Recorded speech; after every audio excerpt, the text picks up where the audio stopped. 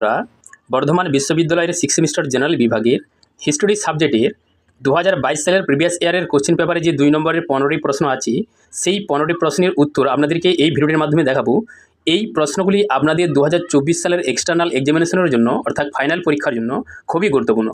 এই 15টি প্রশ্ন বন্ধুরা, এখান থেকে আপনাদের অনেক প্রশ্ন কমন আসতে পারে, রিপিট আসতে পারে। অবশ্যই আপনারা এই 15টি প্রশ্ন খাতার মধ্যে লিখে অবশ্যই পড়বেন।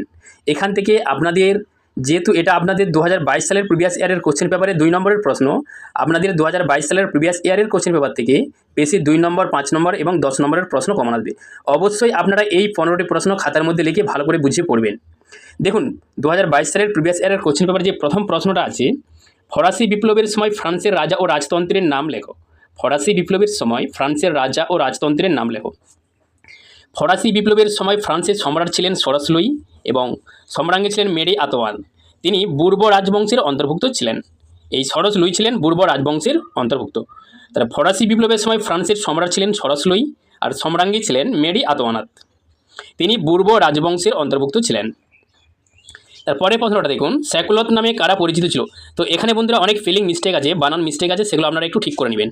স্যাকুলত নামে কারা পরিচিত ছিলেন, দেখুন এখানে স্যাকুলত বানানটা লত খনত্ব হবে, স্যাকুলত ল খনত্ব। স্যাকুলত নামে কারা পরিচিত ছিল, দেখুন স্যাকুলতরা ছিল ফ্রান্সের 3য় শ্রেণী অন্তর্ভুক্ত গ্রাম থেকে শহরে আসা চালচুলোহীন লয় ওকা দিবেন, চালচুলোহীন ছিন্নমূল ভবঘুরে মানুষজন। স্যাকুলতরা ছিল ফ্রান্সের 3য় শ্রেণী অন্তর্ভুক্ত গ্রাম থেকে শহরে আসা চালচুলোহীন ছিন্নমূল ভবঘুরে মানুষজন।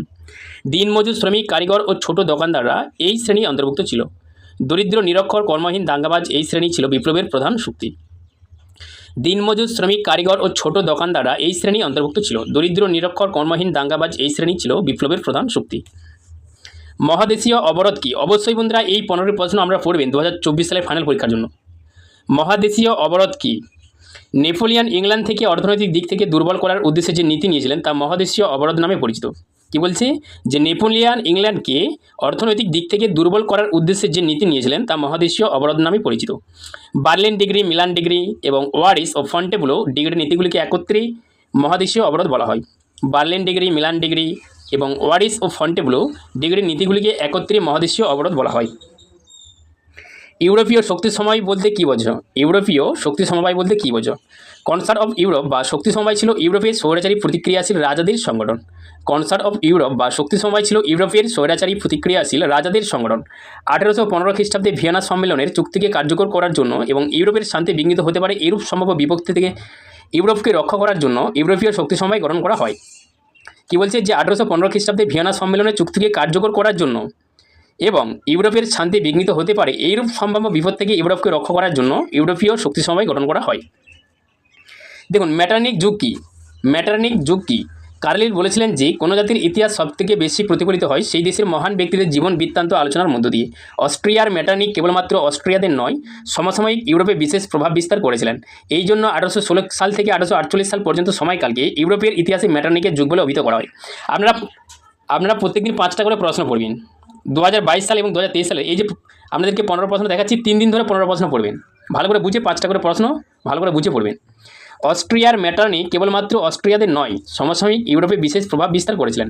এই জন্য 1816 সাল থেকে 1848 সাল পর্যন্ত সময়কালকে ইউরোপের ইতিহাসে ম্যাটারনিকের যুগ বলে অভিহিত করা হয়। জুলাই অর্ডিন্যান্স বলতে কী বোঝো? এই প্রশ্নের উত্তরটা শেষের দিকে দেখাচ্ছি। 1848 সালে কেন বিপ্লবের বছর বলা হয়? 1848 সালকে কেন বিপ্লবের বছর বলা হয়? 1848 সালের জানুয়ারি মাসে ইতালির সিসিলিতে বৈপ্লবিক আন্দোলনের সূচনা হয়েছিল। কি বলছি? যে 1848 সালের জানুয়ারি মাসে ইতালির সিসিলিতে বৈপ্লবিক আন্দোলনের সূচনা হয়েছিল। এরপর ফ্রান্সে 1848 সালের ফেব্রুয়ারি মাসে ফেব্রুয়ারি বিপ্লব হয়েছিল। এরপর ফ্রান্সে 1848 সালের ফেব্রুয়ারি মাসে ফেব্রুয়ারি বিপ্লব অনুষ্ঠিত হয়েছিল। ফেব্রুয়ারি বিপ্লবের প্রভাবে রাশিয়া, স্পেন এবং স্ক্যান্ডিনেভিয়ান দেশগুলি ছাড়া ইউরোপের সর্বত্র বিপ্লব দেখা দিয়েছিল বলে 1848 সালকে ইউরোপের বিপ্লবের বছর বলা হয়। কি বলছে? যে ফেব্রুয়ারি বিপ্লবের প্রভাবে রাশিয়া, স্পেন এবং স্ক্যান্ডিনেভিয়ান দেশগুলি ছাড়া ইউরোপের সর্বত্র বিপ্লব দেখা দিয়েছিল বলে 1848 সালকে ইউরোপের বিপ্লবের বছর বলা হয়। দ্বিতীয় ফরাসি সাম্রাজ্যের সময়কাল ও শাসকের নাম উল্লেখ করো। দ্বিতীয় ফরাসি সাম্রাজ্যের সময়কাল ও শাসকের নাম উল্লেখ করো। এটাও শেষের দিকে দেখাচ্ছি। কখন এবং কোন দেশগুলির মধ্যে স্যাডানের যুদ্ধ হয়েছিল? কখন এবং কোন দেশগুলির মধ্যে স্যাডানের যুদ্ধ হয়েছিল? 1870 খ্রিস্টাব্দে ফ্রান্স ও জার্মানির মধ্যে স্যাডানের যুদ্ধ হয়েছিল। 1870 খ্রিস্টাব্দে ফ্রান্স ও জার্মানির মধ্যে স্যাডানের যুদ্ধ হয়েছিল। সেরাজেভো হত্যাকাণ্ড সম্পর্কে কি জানো? সেরাজেভো হত্যাকাণ্ড সম্পর্কে কি জানো? এখানে বোর্ড যে এই কার্ডটা দেবেন। 1914 খ্রিস্টাব্দে 28শে জুন অস্ট্রিয়ার যুবরাজ ফ্রান্সিস ফার্দিনান্দ, এখানে ফিলিংটা ভুলে আছে দেখবেন, দন্তনায় দ দেবেন, ফ্রান্সিস ফার্দিনান্দ ও তার পত্নী সোফিয়া বসনিয়ার রাজধানী সেরাজেভো শহরে ব্ল্যাক হ্যান্ড নামক সংস্থার হাতে নিহত হন। এই ঘটনা সেরাজেভো হত্যাকাণ্ড নামে পরিচিত। কি বলছি যে সেরাজেভো হত্যাকাণ্ড কি না, 1914 খ্রিস্টাব্দে 28শে জুন অস্ট্রিয়ার যুবরাজ ফ্রান্সিস ফার্দিনান্দ ও তার পত্নী সোফিয়া বসনিয়ার রাজধানী সেরাজেভো শহরে ব্ল্যাক হ্যান্ড নামক সংস্থার হাতে নিহত হন। এই ঘটনার সেরাজেভো হত্যাকাণ্ড নামে পরিচিত। জাতিসংঘ গঠিত হয়েছিল কেন? প্রথম বিশ্বযুদ্ধ সমাপ্তির পর বিশ্বের শান্তি স্থাপনের উদ্দেশ্যে আন্তর্জাতিক সংগঠন হিসেবে জাতিসংঘ প্রতিষ্ঠিত হয়েছিল। কি বলছি যে প্রথম বিশ্বযুদ্ধ সমাপ্তির পর বিশ্বের শান্তি স্থাপনের উদ্দেশ্যে আন্তর্জাতিক সংগঠন হিসেবে জাতিসংঘ প্রতিষ্ঠিত হয়েছিল। প্যারিস শান্তি সম্মেলন এই ফলে 1920 সালের জাতিসংঘ প্রতিষ্ঠিত হয়েছিল।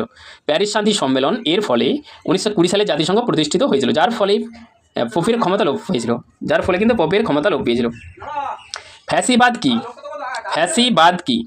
মুসোলিনির নেতৃত্বে ইতালিতে ফ্যাসিবাদের বিকাশ ঘটেছিল। ফ্যাসিস্ট তত্ত্ব অনুযায়ী, এখানে র দেওয়া হয়েছে, দন্তস দিবেন, ফ্যাসিস্ট তত্ত্ব অনুযায়ী ব্যক্তির চেয়ে রাষ্ট্র বড়। রাষ্ট্রই সকল শক্তির আধার, না রাষ্ট্রই হচ্ছে সকল শক্তির আধার। রাষ্ট্রের বাইরে কিছু নেই এবং রাষ্ট্রের বিরুদ্ধেও কিছু নেই।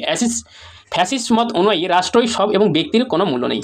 ফ্যাসিস্ট মত অনুযায়ী, এখানে অ্যাসিস্ট হয়ে গেছে, ফ্যাসিস্ট মত অনুযায়ী রাষ্ট্রই সব এবং ব্যক্তির কোনো মূল্য নেই। দ্বিতীয় বিশ্বযুদ্ধের সময়কাল উল্লেখ করো।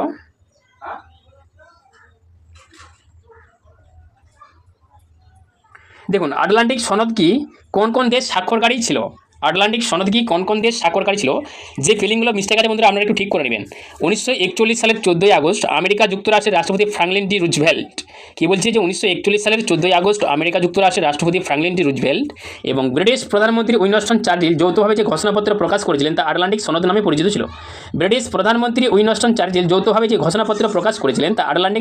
পরিচিত ছিল। আটলান্টিক সনদের স্বাক্ষরকারী দেশগুলি ছিল Belgium, Greece, France, Poland, Norway প্রভৃতি। জুলাই অর্ডিন্যান্স কি? এই প্রশ্নের উত্তরটা আপনাদেরকে আগে দেখানি, এখন দেখে দিচ্ছি। দশম চার্লস জুলাই অর্ডিন্যান্স 25শে জুলাই 1830 সালটা মনে রাখবেন, জারি করে নির্বাচিত আইনসভা ভেঙে দেন। এই জুলাই অর্ডিন্যান্সের মধ্যে যেসব নীতিগুলো আছে, যে এই জুলাই অর্ডিন্যান্সে তিনি কী করেছিলেন, এই দশম চার্লস না, নির্বাচিত আইনসভা ভেঙে দেন, সংবাদপত্রের স্বাধীনতা হরণ করেন, বুর্জোয়া শ্রেণীর ভোটাধিকার কেড়ে নেন, অষ্টাদশ লুইয়ের আমলে সনদ বাতিল করেন। এই অর্ডিন্যান্স ঘোষণাকে কেন্দ্র করে ফ্রান্সে জুলাই বিপ্লবের সূত্রপাত হয়। ফরাসি সাম্রাজ্য বলতে নিজের যে কোনো বোঝাতে পারে। আপনারা এই তিনটে কিন্তু আমাদের দ্বিতীয় ফরাসি সাম্রাজ্যের সময়কাল ও শাসকের নাম ছিল প্রশ্নটা আপনাদের 2022 সালের প্রিভিয়াস ইয়ারের কোশ্চেন পেপারে, যে দ্বিতীয় ফরাসি সাম্রাজ্যের সময়কাল ও শাসকের নাম উল্লেখ করো আপনাদের ছিল, কিন্তু তিনটে ফরাসি সাম্রাজ্য আপনারা পড়বেন। দেখুন, তৃতীয় নেপোলিয়ান দ্বারা শাসিত দ্বিতীয় ফরাসি সাম্রাজ্য 1852 সাল থেকে 1870 সাল পর্যন্ত। তৃতীয় নেপোলিয়ান দ্বারা শাসিত 1852 সাল থেকে 1870 সাল পর্যন্ত।